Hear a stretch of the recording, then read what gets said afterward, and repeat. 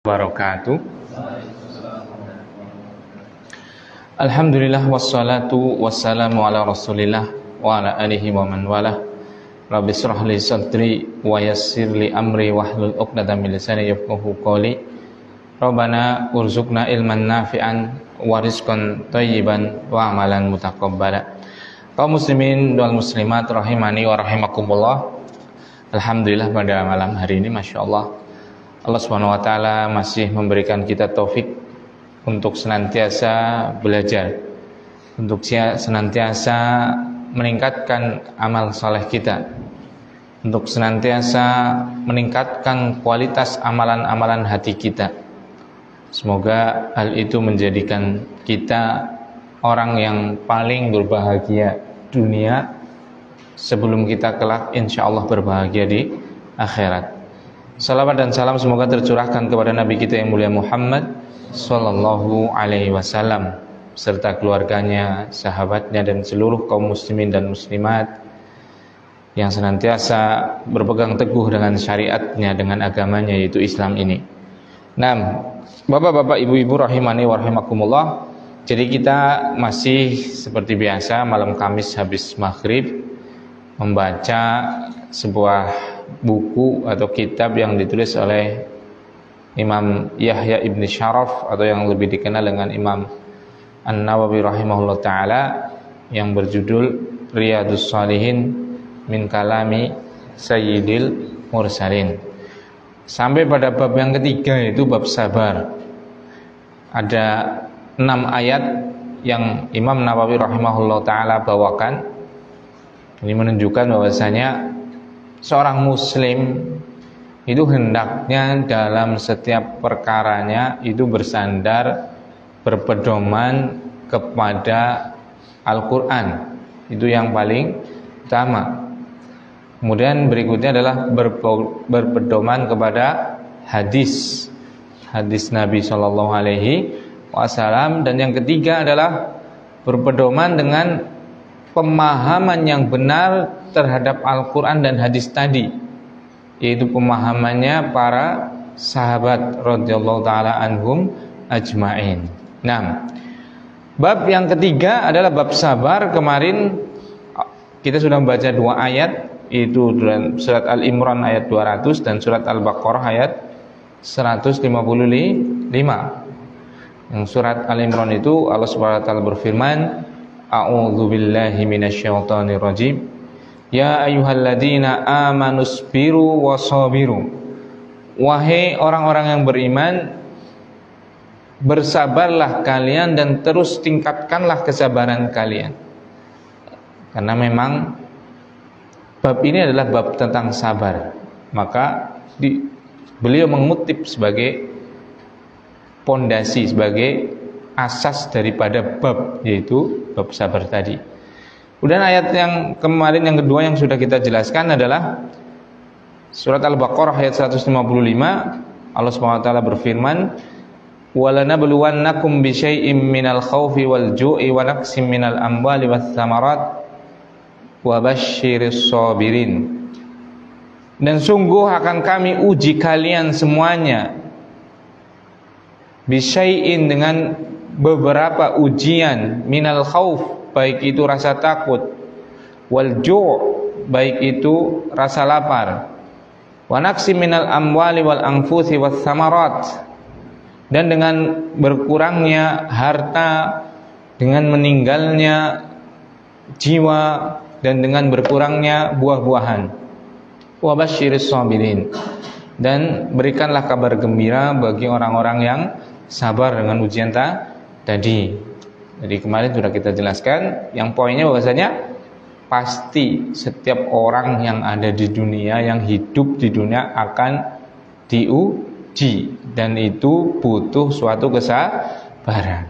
Nah, sekarang kita baca firman Allah Subhanahu wa taala yang ketiga yang dibawakan oleh Imam An-Nawawi rahimahullahu taala.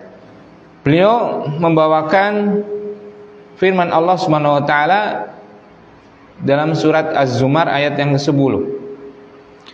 Allah SWT berfirman, "Innama yuwaffas sabiruna ajruhum bighairi hisabin." Dan hanya saja yuwaffas sabiruna ajrahum. Orang-orang yang bersabar itu akan dipenuhi, akan dibalas, akan diberi ganjaran mereka bighairi hisabin, tanpa hisab. Jadi terserah Allah Subhanahu wa taala, tanpa batas, sekehendaknya Allah Subhanahu wa taala. Seperti itu. Jadi kita kemarin sudah tahu bahwasanya dalam ayat 2 yang dibawakan oleh Imam Nawawi, Al-Baqarah 155, kan Allah menerangkan kepada kita bahwasanya kita pasti akan apa? Diuji, walanabluwannakum, dan sungguh pasti kami akan menguji kalian dengan berbagai macam ujian yang sudah kita sebutkan tadi, seperti itu.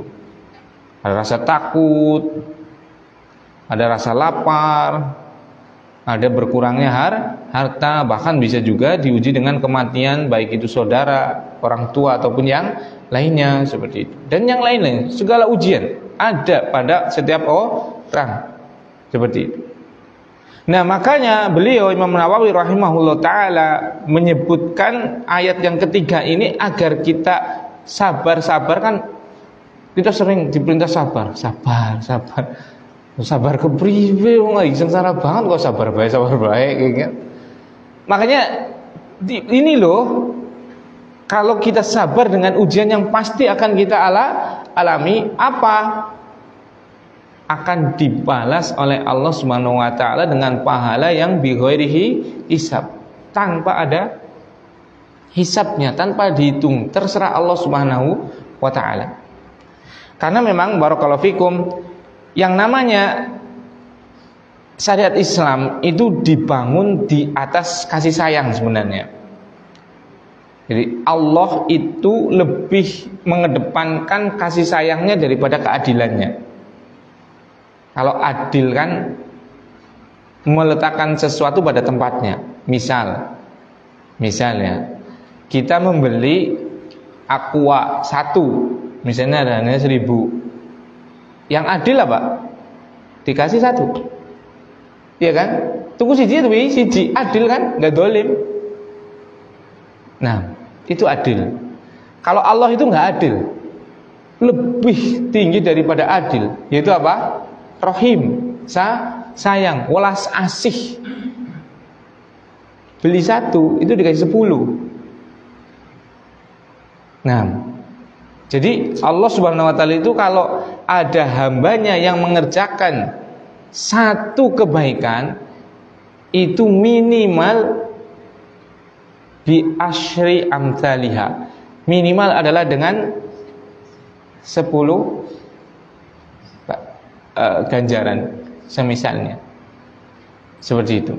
Dalam sebuah hadis Rasulullah SAW bersabda tentang baca Al-Quran itu, la aqulu alifun harfun wa lamun harfun alif lam mim wa mimun harfun. Aku enggak bilang alif itu satu huruf, alif lam mim itu satu huruf. Bahkan yang benar adalah alif satu huruf, lam satu huruf, mim satu huruf. Dan setiap satu huruf itu dibalas dengan apa? 10 kebaikan. Itu minimal. Bahkan ila sab'ati mi'ati di'fin. Bahkan dalam hadis bahkan bisa jadi dilipat gandakan apa? Sampai 700 kali lipat. Bahkan bisa jadi tanpa hisab, tanpa hitungan, enggak tahu Allah mau membalas lebih banyak lagi. Salah satunya adalah yang balasan kebaikannya itu sekehendak Allah sampai enggak berbatas adalah balasan apa? Kesabaran. Karena sabar itu berat banget. Sabar itu apa? Berat. Kita semua punya ujian. Masing-masing ujian kita berbeda. Bisa jadi di satu orang ini ringan, tapi kalau ujian ini ditimpakan kepada orang lain bisa sangat berat. Karena kadar kemampuan, kadar keimanan satu orang dengan yang lain berbeda. Seperti itu. Nah, jadi makanya Imam Nawawi rahimahullah taala mengatakan di dalam sini apa?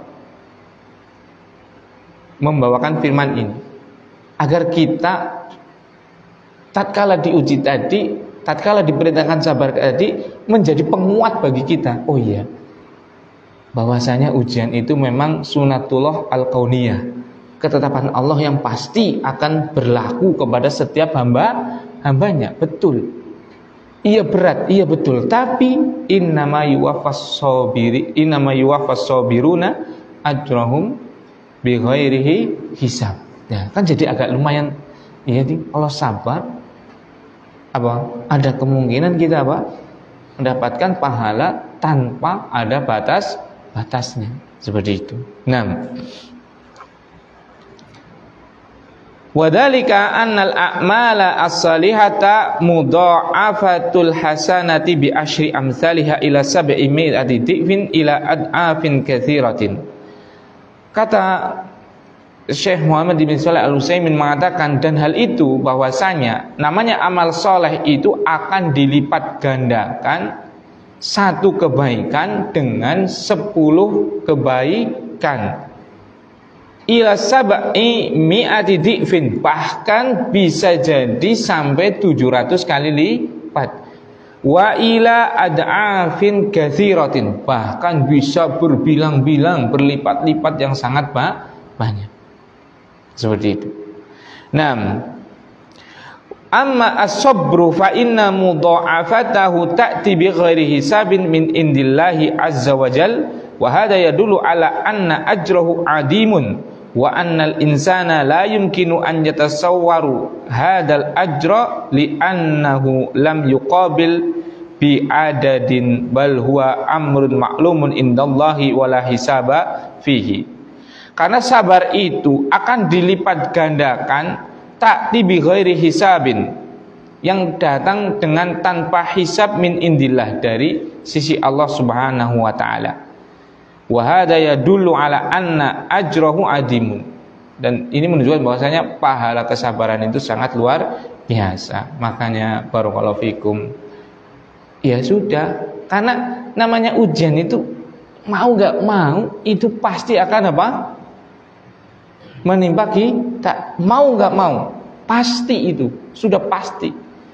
Karena tadi firman Allah SWT dengan lam taukid dan dengan nun taukid, walanabluwannakum, dan sungguh benar-benar kami akan menguji kalian. Pasti itu sudah. Ya sudah, berarti nggak ada pilihan lain. Kita mengeluh, kemarin kan orang tatkala mendapatkan suatu musibah kan ada 4 keadaan, 4 tingkatan kan. Tingkatan yang paling rendah tasakhut, dia marah dengan akdarillah, dengan ketetapan-ketetapan Allah, seperti itu, mengumpat dan yang lainnya. Yang kedua adalah tingkatan yang paling bawah, yaitu sabar. Yang paling bawah ketiga itu adalah sabar. Yang tingkatan berikutnya ridho. Akhirnya karena dia sampai ridho, itu hatinya lapang, sudah biasa aja. Bahkan ada tingkatan paling tinggi tatkala dia menerima musibah adalah syukur. Bisa-bisanya orang misalnya menderita sakit, kok malah seperti Rasulullah SAW mengucapkan Alhamdulillahi ala kulli halin. Masya Allah, dia malah memuji Allah, bersyukur kepada Allah dalam setiap keadaan, sampai pun dalam rasa sakit. Subhanallah, seperti itu. Nah, kemudian Imam Nawawi rahimahullah ta'ala membawakan ayat yang keempat, yaitu dari surat Asy-Syura ayat 43. Allah Subhanahu wa ta'ala berfirman, wala man sabara wa ghafara inna dzalika lamin azmil umur. Wala man sabara, dan akan tetapi bagi orang-orang yang sabar, wa ghafara, dan mau memaafkan, inna dzalika, maka sesungguhnya hal itu lamin azmil umur, sungguh termasuk perkara yang sangat utama, perkara yang sangat baik. Kata para ulama menyebutkan di sini, yaitu annalladzi yasbir ala adan nas, bahwasanya orang yang bersabar dengan gangguan dari manusia, wa yatahammaluhum, dan dia mau menerimanya. Bahkan nggak cuma menerimanya, nggak cuma menerima gangguan dari manusia tadi, bahkan wa yaghfiru lahum, bahkan memaafkan bagi orang yang mengganggu dia, berbuat buruk pada dia. Fa inna dzalika lamin azmil umur, maka hal itu yaitu apa? Dia bersabar dengan gangguan orang. Dia bisa tahammal, kuat memikul gangguan tadi. Bahkan dia bisa apa? Yaghfir lahum, memaafkan kesalahan orang-orang yang menyakiti dia. Maka ini adalah lamin azmil umur, sungguh suatu perkara yang sangat apa? Utama, yang sangat baik. Berat ikhwan, berat banget loh. Apalagi kalau posisi kita Allah takdirkan sebagai orang yang punya kelebihan, misalnya punya kedudukan, misalnya punya status sosial, misalnya punya kekuatan, misalnya punya kekayaan, misalnya tokoh masyarakat dan yang lainnya. Ya kan? Tatkala disakiti, kemudian dia bisa apa? Sabar, padahal bisa membalas. Kan sabar kemarin apa makna sabar? Mahwa sabar al-habsu, menahan diri kan? Dia mampu untuk membalasnya, tapi dia apa? Menahan diri. Bahkan sampai memaafkan. Inilah yang sudah dilakukan oleh Rasulullah sallallahu alaihi wasallam tatkala yang paling besar adalah tatkala Fathul Mekah. Bagaimana Rasulullah sallallahu alaihi wasallam, Masya Allah, suatu suri toladan yang sangat sempurna dalam masalah ini. Beliau dan para sahabat, coba perhatikan itu. Tatkala beliau dan Abu Bakar radhiyallahu taala anhu harus dikejar-kejar oleh kafir Quraisy. Bahkan diadakan sayembara untuk didapatkan beliau dalam keadaan apa? Hidup atau mati. Tapi apa? Tatkala beliau sudah memiliki kekuatan yang luar biasa, kemudian apa? Fathul Mekah, menaklukkan Mekah. Apa kata beliau sallallahu alaihi wasallam? Man dakhala baitahu aman. Siapa yang masuk ke rumahnya aman dia, nggak boleh apa? Diperangi. Siapa yang masuk ke rumahnya Abu Sufyan aman. Siapa yang berlindung di bawah Ka'bah aman. Subhanallah. Nggak ada pertumpahan darah, nggak dendam. Walaupun dia mampu untuk seandainya apa? Menghukum, membalas semua orang-orang yang telah apa? Menyakiti beliau. Tuh, beliau coba. Tatkala beliau hijrah, diusir dari kampung halamannya Mekah, apa yang beliau bawa coba? Kecuali apa? Pakaian yang melekat pada badannya. Abu Bakar, saudagar yang sangat kaya raya, apa yang dia bawa coba? Enggak ada. Kecuali apa yang dipakai. Subhanallah. Dengan kezoliman seperti itu, dengan ujian, gangguan yang diberikan oleh kafir Quraisy kepada mereka, kepada beliau-beliau ini, beliau tidak membalasnya dengan apa? Hal yang serupa minimalnya. Bahkan beliau apa? Memaafkan mereka. Subhanallah. Itu. Makanya ini perkara yang berat. Tapi tadi innama yuwaffas sabiruna ajrahum bighairihi hisab. Ya gitu. Itu sudah tingkatan-tingkatan yang Masya Allah. Seperti itu. Nah, jadi seperti itu. Tapi kata beliau Syekh Utsaimin mengatakan seperti ini. Wa fi hadhil ayat, maka dalam ayat ini, yaitu tadi, barang siapa dan sungguh akan tetapi bagi orang yang bersabar dan memaafkan dari gangguan-gangguan yang ditimpakan kepada dirinya dari manusia, maka ini perkara yang sangat utama. Kata beliau, dalam ayat ini itu ada motivasi ala sabril insali ala ada'in nas, ala adan nas. Ada motivasi agar manusia itu bersabar dengan gangguan manusia. Ya, karena orang ya kadang gitulah.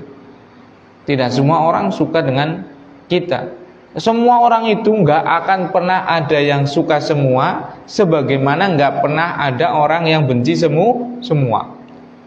Jenengan baik banget, itu nggak akan semua orang itu suka jenengan. Sebagaimana jenengan buruk banget, itu nggak akan semuanya benci jenengan. Contoh, tukang mabok, tukang domino, tukang kipik, banyak yang benci nggak? Banyak. Anak batin ya banyak juga. Pada tukang apa? Mabok, pada tukang kipik, seperti itu. Seperti itu. Sama orang yang sudah apa? Berusaha belajar agamanya, mengamalkan agamanya, mendakwahkan agamanya dengan baik, sudah berusaha jadi orang baik. Ada yang senang? Ada. Ada yang nggak senang? Ya ada juga. Contohnya siapa? Ya itu Rasulullah SAW loh. Kurang apa beliau? Kurang apa beliau coba? Sebelum diangkat sebagai nabi pun beliau sudah diakui sebagai orang baik, gak dikenal sedikit pun dengan perangai buruk. Tetap aja ada orang yang gak suka. Itu sudah puncaknya kebaikan itu. Allah SWT mengujinya, wa innaka la ala khuluqin adzim. Astagfirullah. Ayat juz 29 itu. Sen.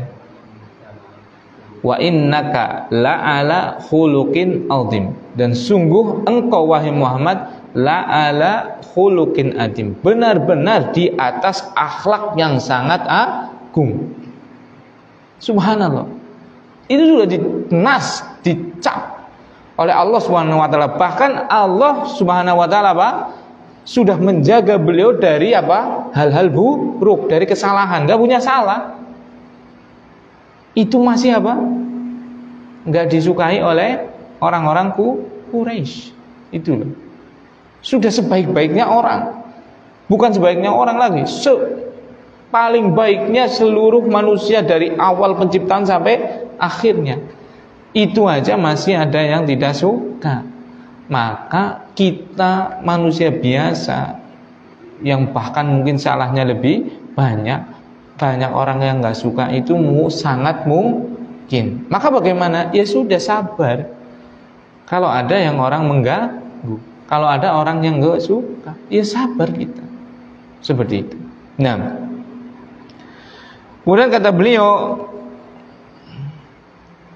dalam ayat ini ada anjuran, ada motivasi agar manusia itu sabar dengan gangguan orang, agar memaafkan keburukan orang. Seperti Masya Allah. Walakin, tapi ini yan bagi an na'lam annal maghfirata liman asa ilaika laisat mahmudatan alal itlaq. Tetapi hal itu, yaitu apa? Kita memaafkan orang yang berbuat salah kepada kita, yang menyakiti kita, itu enggak mutlak, enggak semuanya harus dimaafkan. Enggak semuanya harus dimaafkan. Berarti ada yang memang harus kita maafkan, ada yang harus kita sikapi dengan tegas dan adil. Enggak semuanya antum ditampung pipi kanan, plek, monggo pipi kiri. Enggak semuanya diperlakukan seperti itu. Antum kasih pipi, antum ditampar pipi kanan, dikasih pipi kiri, nanti berikutnya minta apa? Hatinya antum. Ada orang yang seperti itu. Makanya kata Syekh Utsaimin di sini, tidak semua orang yang berbuat buruk itu harus kita maafkan. Bahkan suatu saat ada orang yang harus kita sikapi dengan apa? Adil. Seperti itu. Nah, siapa yang orang yang berbuat buruk itu kepada kita, menyakiti kita, tapi harus kita maafkan, itu kalau orang yang diharapkan kebaikannya. Maksudnya tatkala kita memaafkan, dia apa?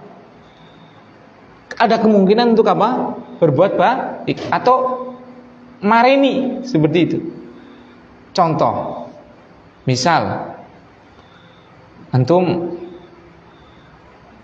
punya sapi ini colong wong, ketangkep wonge, misalnya, boleh kan kita menghukum dia menyerahkan kepada polisi boleh tidak? Boleh. Iya kan? Boleh aja. Dan dia akan mendapatkan apa?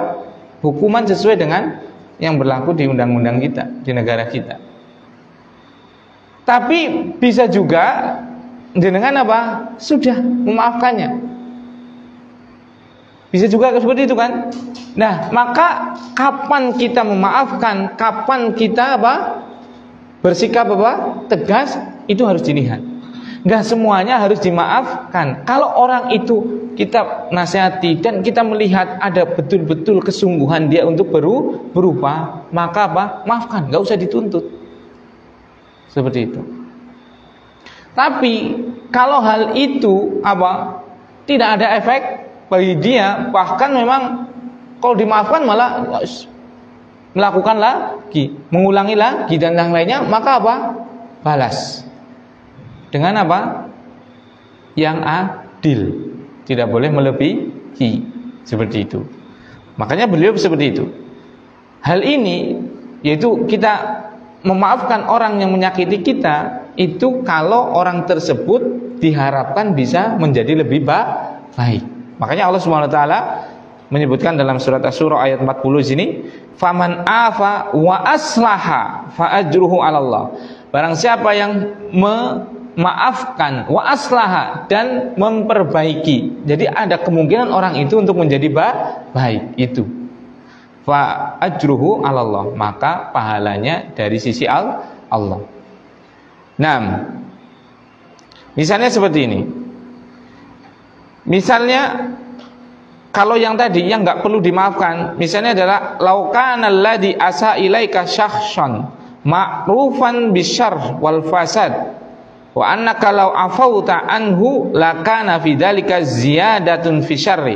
Misalnya kalau ada yang menyakitimu adalah orang yang sudah ma'ruf, sudah diketahui dia itu sukanya berbuat buruk, berbuat kerusakan. Bahkan kalau engkau memaafkannya, maka hal itu akan menjadi-jadikan apa? Seolah-olah dia kebal, tidak mempan dengan hukum, seperti itu. Maka hal ini fa fi hadhil hal, maka dalam keadaan ini al-afdal alla ta'fu anhu. Yang baik, yang lebih baik adalah engkau tidak memaafkan dia. Bal ta'khud bihaqqik min ajlil islah, bahkan ambil hakmu itu dan hukum dia sesuai dengan apa? Kesalahannya. Itu yang lebih baik. Jadi memaafkan itu bagus, tapi enggak semuanya harus dimaafkan, tergantung orangnya, seperti itu. Nah, itu ayat yang keempat, yaitu bagi siapa saja yang bersabar dan memaafkan, inna dzalika lamin azmil umur, itu adalah perkara yang sangat mulia, perkara yang sangat utama. Tapi tadi memaafkan tadi kalau ada apa? Kebaikan di belakangnya, diharapkan untuk berbuat lebih baik, diharapkan untuk dia menjadi lebih baik. Tapi kalau dimaafkan malah menjadi-jadi, maka apa? Tuntut dia sesuai dengan apa? Hukum dan sesuai dengan keadilan. Nah, wa'lam anna nasra ma'as sabri, ketahuilah bahwasanya yang namanya pertolongan itu dengan kesabaran. Jadi ujian yang kita terima itu pasti akan ada pertolongannya, dan salah satu sebab pertolongannya adalah dengan sabar, seperti itu. Makanya kita baca ayat yang kelima. Ayat kelima Allah Subhanahu wa taala berfirman, ista'inu bis-sabri was-salati innallaha ma'as-sabirin. Ista'inu, mintalah pertolongan kalian kepada Allah bis-sabri, dengan sabar, dengan perantara, dengan wasilah sabar, was-salati, dan dengan salat. Innallaha ma'as-sabirin, sungguh Allah itu akan senantiasa bersama dengan orang-orang yang sabar. Tadi yang namanya kesabaran itu adalah suatu hal yang harus.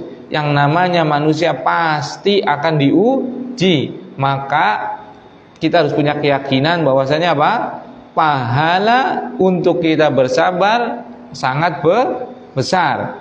Kemudian tadi, kalau kita diuji lewat manusia yang menyakiti kita, maka silahkan memaafkan jika orang tersebut diharapkan bisa menjadi lebih baik. Tapi kalau tidak menjadi lebih baik, bahkan lebih menjadi keburukannya, jangan dimaafkan, tapi dihukum sesuai dengan kesalahan dan keadilan. Dan ayat kelima ini, bagaimana kita meminta pertolongan dengan ujian-ujian yang menimpa kita? Ada dua hal. Salah satu sebab untuk apa? Kita meminta tolong, yaitu dengan wasilah apa? Sabar dan sholat. Seperti itu. Kenapa dengan sabar dan sholat? Karena Rasulullah SAW bersabda, wa'lam anna nasra ma'as sabri wa annal faraja ma'al karbi wa anna ma'al usri yusran. Sahih riwayat Ahmad. Ketahuilah bahwasanya pertolongan itu senantiasa bersama dengan kesabaran. Bahwasanya jalan keluar itu dekat sekali dengan tatkala sudah ujiannya sudah sangat berat. Dan bahwasanya bersama dengan al-usr, kesukaran, kesulitan, itu pasti ada kemudahan setelah. Jadi dari sini barakallahu fikum, kalau kita diuji itu kita sabar terus, masih kayak terasa berat, bahkan semakin berat banget, yakinlah bahwasanya pertolongan itu sudah semakin dekat. Sesungguhnya malam itu tatkala dia sudah sangat pekat, maka yakinlah berarti fajar sebentar lagi menyingsing, ya kan? Kalau awal malam kan isyana padang-padang, isyana merah-merah seperti itu kan, burung pada gelap. Semakin larut malam semakin gelap. Semakin mendekati subuh itu semakin tambah gelap. Maka tatkala gelap itu dalam puncaknya, berarti menunjukkan sebentar lagi apa? Fajar. Cahaya datang. Tatkala ujian itu dalam berat-beratnya, berarti itu pertanda apa? Pertolongan segera datang, jalan keluar segera datang. Seperti itu. Jangan malah apa? Ngeresulah. Astagfirullah ya Allah, 10 tahun aku sabar kayak gini, masa harap kayak gitu terus sih. Justru karena 10 tahun itu sudah, berarti mungkin hari esok adalah apa? Jalan keluarnya. Seperti itu. Nah, jadi itu Allah SWT berfirman, ista'inu bis sabri was salat innallaha ma'as sabirin. Nah, kemudian di sini juga tadi mintalah pertolongan dengan kesabaran dan dengan sholat. Para ulama mengatakan karena sholat itu adalah silatun. As-sholatu silatun. Apa silah? Silat apa? Penghubung, ya kan? Silaturahmi kan menghubungkan rahim, ya kan? Sholat itu adalah silah. Sholat adalah penghubung. Penghubung apa? Penghubung apa? Seorang hamba dengan Tuhannya, iya kan? Jadi tatkala hamba itu sholat, berarti dia sedang menghubungkan dirinya dengan siapa? Allah Subhanahu Wa Taala, iya kan? Jadi dia punya koneksi dengan Allah, berarti dia punya hubungan dengan Allah. Dan sekarang kalau sudah hubungan dengan Allah, siapa Allah? Penguasa alam raya. Siapa Allah? Yang menguji setiap manusia. Siapa Allah? Yang menjadikan jalan keluar untuk setiap ujian. Dan dia punya hubungan itu, ya sih? Pasti akan ada apa? Jalan keluar. Beliau orang ini sudah apa? Memiliki hubungan dengan siapa? Allah Subhanahu Wa Taala. Makanya diperintahkan dalam firman ini, yaitu surat Al-Baqarah ayat 153, wasta'inu bis sabri was salat. Mintalah pertolongan dengan apa? Sabar. Karena sabar tadi, kalau sabar kata Rasulullah SAW, itu pasti akan ada pertolongan. Kalau sholat berarti kita membangun hubungan dengan Allah. Gampangannya seperti ini. Coba sih jenengan pernah ketilang? pernah ketilang. Anak bukan pernah ketilang lagi, kecelakaan di Wates, semuanya diminta. Kemudian siapa yo? Pak Guru rahimahullah. Arif Tulab propose ya. Karena kita punya hubungan dengan seorang teman yang dia propose, itu sudah lab aku kecelakaan. Motornya danu, wis gampang lah, enggak kan. Akhirnya apa? Ya udah, motor dikembalikan, surat-surat dikembalikan, enggak ada apa-apa. Enggak ada apapun, enggak ada harus ini, harus itu, enggak ada. Kenapa? Punya hubungan dengan apa? Orang sana gitu kan. Bayangkan kalau kita punya hubungan dengan siapa? Malikul Mulk, rajanya raja. Rajanya para penguasa, yaitu Allah SWT. Selesai sudah, iya kan? Selesai sudah semua perkara. Karena punya hubungan dengan Allah Subhanahu Wa Taala. Coba aja sih, dengan semuanya coba. PSI lagi masalah misalnya ya, dengan punya orang dalam seperti itu. Akhirnya ngantri suwe, pak nyong lagi gitu loh suwe. Iya kok nyong mudun. Itu sering hari itu ke situ. Akhirnya apa? Dibantu. Kenapa? Karena kita punya hubungan dengan orang dalam. Bayangkan, itu masalah duniawi saja. Tatkala punya relasi hubungan dengan orang-orang yang punya wewenang, kita mendapatkan kemudahan di dalam urusan. Bagaimana kalau kita punya hubungan dengan siapa? Allah Subhanahu Wa Taala. Ya sudah. Makanya sholat bisa-bisa kehidupan kita susah, selalu diuji, tapi jalan keluar belum tentu ada. Ditunggu-tunggu nggak pernah ada jalan keluar, nggak ada solusi. Mungkin ini kita lupa untuk menjalin hubungan dengan Allah, yaitu dengan apa? Sholat. Kalau sudah sholat, bisa jadi sholat kita tidak sesuai dengan sholatnya Nabi SAW. Kalau sudah sesuai dengan sholatnya Nabi, bisa-bisa kita tidak ikhlas dalam sholat. Kalau sudah ikhlas karena Allah SWT dalam sholat, bisa-bisa kita kurang khusyuk dalam sholat. Intinya apa? Perbaiki kualitas sholat kita, maka apa? Kita akan memiliki silah hubungan yang spesial dengan Allah. Itu. Makanya kan Allah SWT berfirman dalam ayat yang lain, innas sholata tanha anil fahsya'i wal munkar.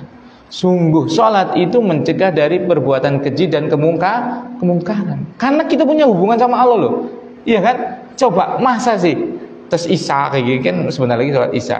Kemudian tes Isya, kemudian jagongan nang pertelon tuku amer. Ya ora patut kan? Pasti akan apa? Salat tadi akan menahan kita kan. Ya, ini sholat Isya mau mabok, iya kan? Seperti itu. Apalagi kalau sholatnya apa? Habis sholat Isya sholat sunnah, habis sholat sunnah sholat tahajud misalnya dan yang lainnya. Subhanallah. Selalu ada ikatan, selalu ada hubungan dengan Allah Subhanahu Wa Taala. Maka apa? Akan mencegah dari perbuatan keburukan dan kemungkaran. Seperti itu. Nah, jadi itu. Yang kelima tadi kita diperintahkan untuk apa? Meminta pertolongan dengan berwasilat dengan sabar dengan sholat. Innallaha ma'as sabirin. Sungguh Allah itu akan senantiasa bersama dengan orang-orang sabar. Maksudnya kebersamaan Allah itu bukan kebersamaan apa? Zatnya. Berarti innallaha ma'as-sabirin, berarti Allah itu bersama orang-orang sabar. Berarti ada di dada-dadanya orang sabar. Naudzubillah. Gak mungkin yang namanya Allah menyatu dengan makhluk. Gak mungkin, selamanya gak mungkin. Berarti apa maksud kebersamaan Allah dengan hambanya? Innallaha ma'as-sabirin. Sungguh Allah bersama dengan orang-orang yang bersabar. Apa maksud kebersamaannya? Allah bersama Pak Tahyat. Apa maksudnya? Allah bersama Pak Tahyat ilmunya. Maksudnya apa? Allah mengetahui seluruh gerak-geriknya Pak Tahyat. Allah bersama kita apanya? Penjagaan menjaganya. Berarti Allah senantiasa menjaga kita. Allah bersama kita apanya? Rizkinya. Berarti Allah selalu, rizkinya itu ada pada kita, pasti selalu. Karena kalau nggak ada rizki kita mati. Allah bersama kita apa? Pertolongannya. Allah bersama kita apa? Itu semua, pengawasannya dan yang lainnya. Bukan yang dimaksud kebersamaan Allah dengan hamba itu kebersamaan apa? Zat. Gak mungkin. Allah itu sama sekali tidak membutuhkan makhluk dan tidak akan pernah bersama dengan makhluk secara apa? Zatnya. Gak mungkin. Wong kholik sama makhluk ya jelas beda banget lah. Seperti itu. Jadi itu kebersamaan Allah dengan hambanya, maksudnya kebersamaan apa? Ilmunya, pengawasannya, penjagaannya, kasih sayangnya, rahmat dan yang lainnya seperti itu. Nah, kebersamaan Allah kepada hambanya itu ada dua macam. Kebersamaan umum dan kebersamaan khusus.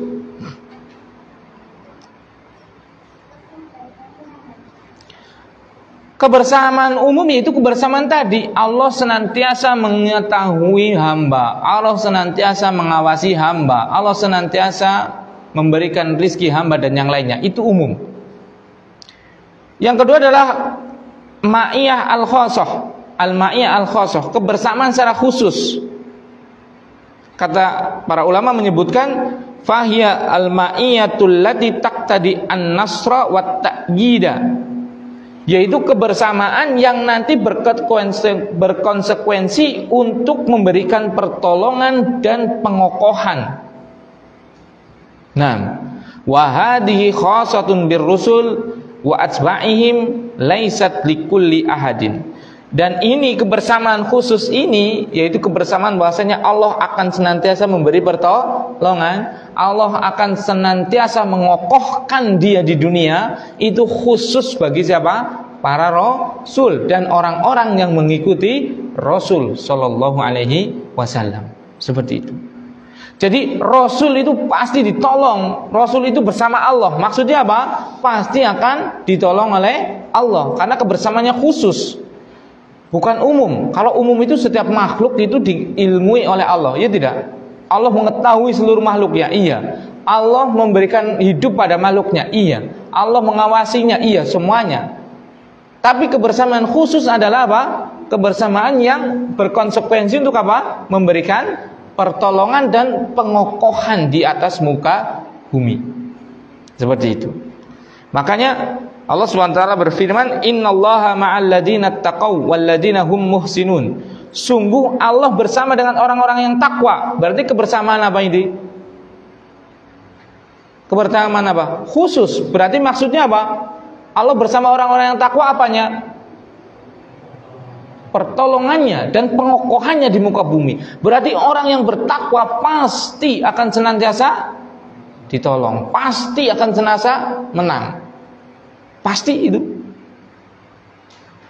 Makanya tidak ada dalam sejarah kaum muslimin kejayaan Islam kecuali karena generasi umatnya, manusianya itu bertakwa kepada Allah Subhanahu wa taala.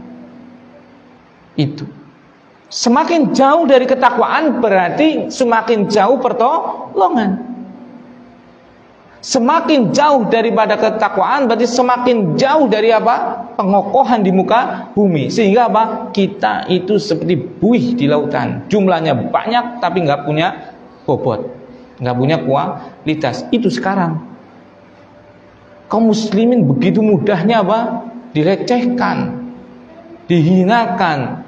Bahkan Islam digambarkan seperti agama yang biadab, agama yang kejam, agama yang ini dan itu, penuh dengan kedoliman, keterbelakangan dan yang lainnya. Itu sekarang. Kenapa? Karena kaum muslimin sendiri jauh dari ketakwaan kepada siapa? Allah Subhanahu wa taala. Sehingga apa? Pertolongan Allah juga jauh pada kaum muslim. Sehingga apa? Pengokohan Allah terhadap kaum muslimin di muka bumi jauh. Maka lihat aja. Nah, untuk merubah bagaimana? Minimal kita merubah pada diri sendiri dulu. Kita berusaha menjadi orang bertakwa, insya Allah kita akan senantiasa diberi pertolongan dan diberi pengukuhan di atas muka bumi. Tingkatkan hal itu pada keluarga kita, maka keluarga kita adalah keluarga yang akan senantiasa apa? Ditolong oleh Allah. Apalagi kalau kita didakwahkan kepada masyarakat sehingga menjadi masyarakat yang bertakwa, sehingga masyarakat itu akan senantiasa ditolong oleh Allah Subhanahu wa taala. Itu.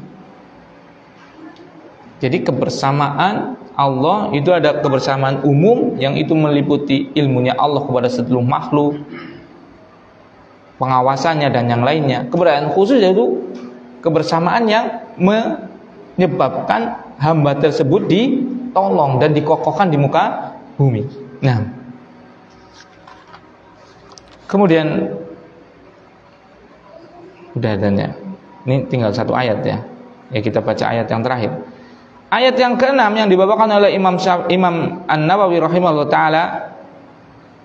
Beliau mengatakan, Allah Subhanahu wa taala berfirman, walalabluwannakum hatta na'lamal mujahidina minkum was-sabirin.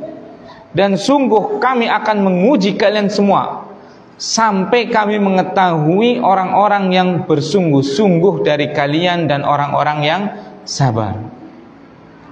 Jadi sebagaimana tadi disebutkan dalam ayat yang kedua yang dibawakan oleh Imam Nawawi, yaitu surat Al-Baqarah ayat 155, walanabluwannakum bisyai'im minal khaufi wal ju' ila akhirat ayat.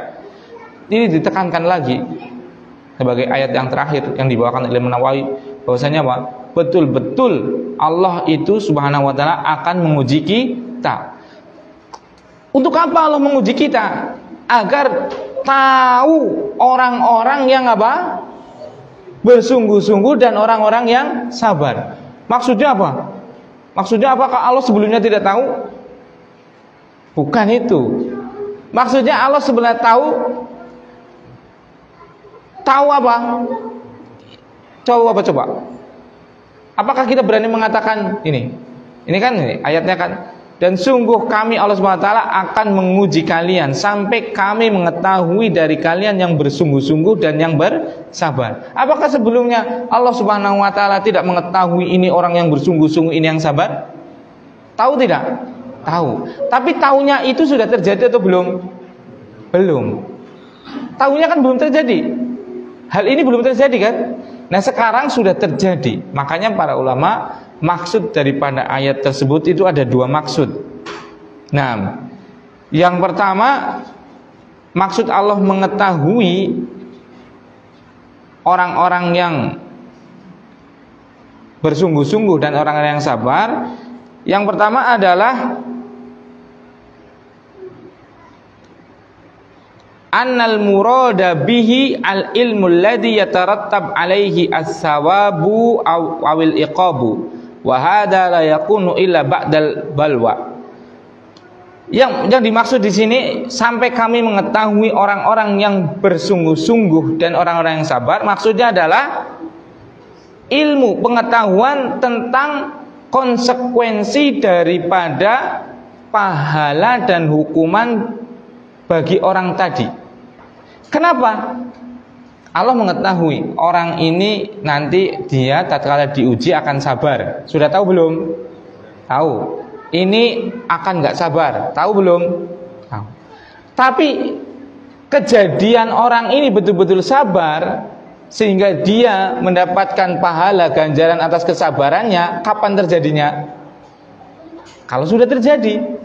Makanya itu kan, makanya maksudnya ilmu di sini adalah ilmu yang berkaitan dengan akibat daripada orang ini bersabar dan akibat orang ini tidak sabar. Seperti itu. Itu maksud yang pertama. Maksud yang kedua adalah ilmu zuhur, li'anna ilmullahi bisyai' qabla an yakun ilmun bi annahu sayakun. Fa idza kana sara ilmuhu ta'ala bihi ilman bima kana.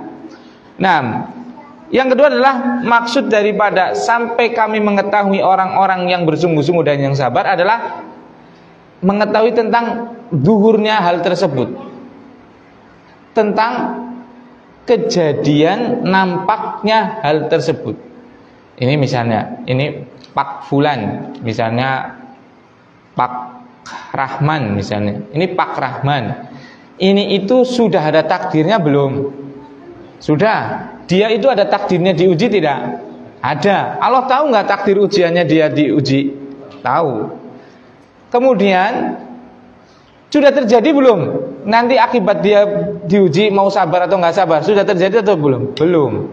Nah, tatkala Allah maksud dalam firman ini hatta na'lamal mujahidina minkum wassabirin, ini adalah sampai kami tahu pas ini terjadi, pas zuhurnya kejadian tadi, pas nampaknya, pas terjadinya kejadian tadi, yaitu orang ini diuji sabar atau tidak, ya kan? Kan seperti itu. Kalau Allah tahu ini mau sabar atau tidak, jelas tahu dari awal, sudah tahu. Maksudnya sampai kami tahu, maksudnya sampai ini terjadi dan memang akibatnya atau kejadian ini sama persis dengan apa yang Allah ketahui di waktu belum terjadinya ini. Itu maksudnya. Nah, ini yang bisa saya sampaikan. Mohon maaf kalau ada tutur kata yang kurang berkenan. Jadi ringkasnya, bab yang ketiga dari bab kitab Riyadhus Shalihin adalah bab sabar. Sebelum membacakan hadis-hadis, Imam Nawawi rahimahullah ta'ala membawakan 6 ayat. Ayat pertama yaitu tentang perintah sabar dan senantiasa mengokohkan di atas kesabaran. Ayat kedua itu bahwasanya mengkabarkan Allah itu pasti akan menguji manusia dengan berbagai macam ujian. Ada ujian berupa merasa lapar, takut, kurang harta, kurang buah-buahan, bahkan bisa jadi nyawa yang berkurang dan lainnya. Ayat yang ketiga, karena tahu Allah pasti menguji, maka Imam Nawawi membawakan ayat yang intinya adalah apa? Pahala bagi orang yang bersabar dengan keujian tadi, yang pahalanya itu bighairi hisab, tanpa ada batasan. Kemudian ayat yang keempat, bahwasanya orang yang bersabar dengan gangguan manusia bahkan bisa memaafkannya, ini adalah perkara yang sangat utama. Tapi hal itu perlu dilihat. Ada kalanya kita memaafkan kalau kapan orang tersebut bisa menjadi baik. Tapi ada kalanya tidak memaafkan. Kapan? Kalau dia malah menjadi lebih buruk. Kemudian ayat yang kelima, bagaimana kita minta pertolongan kepada Allah dengan ujian-ujian yang menimpa kita? Salah satunya adalah kita berwasilah dengan sholat dan dengan sabar. Karena sabar itu kata Rasulullah akan menyebabkan pertolongan, dan sholat itu adalah silat. Sholat itu adalah tali hubungan antara seorang hamba dengan Allah Subhanahu wa ta'ala. Kemudian yang terakhir, tujuan daripada ujian Allah Subhanahu wa ta'ala menguji hambanya adalah agar Allah mengetahui mana betul-betul yang sungguh-sungguh atau yang tidak. Ini berarti betul-betul sungguh-sungguh dan betul-betul bersabar, maka dia berhak untuk mendapatkan thawab, pahala. Ini yang tidak bersungguh-sungguh dan tidak bersabar, maka berhak mendapatkan iqab atau hukuman. Nah, kalau ada pertanyaan silakan. Kalau nggak ada, maka kita coba. Nah,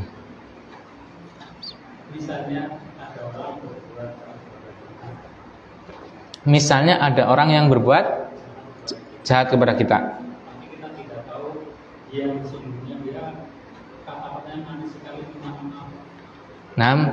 Sehingga kita maafkan. Ternyata setelah kita maafkan, dia malah menjadi-jadi. Karena tidak tahunya.